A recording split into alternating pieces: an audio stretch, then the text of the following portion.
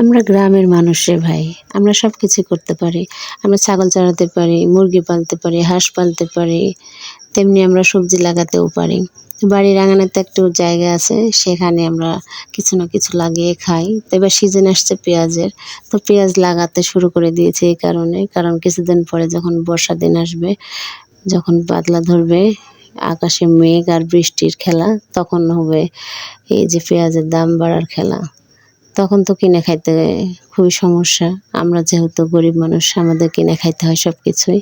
তো সেই কথা মাথায় চিন্তা করেই বাড়ির আঙিনাতে একটু পেঁয়াজ লাগাচ্ছি জামাই বউ দুজনে মিলে, সাথে আমাদের ছেলেটাও আছে।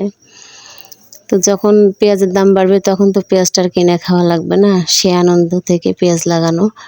তো পেঁয়াজ লাগানোটা কেমন হচ্ছে, যারা পেঁয়াজ লাগাতে পারেন একটু জানাবেন যে কেমন করে লাগাচ্ছি ফার্স্ট টাইম। আল্লাহ হাফেজ, ভালো থাকবেন সবাই।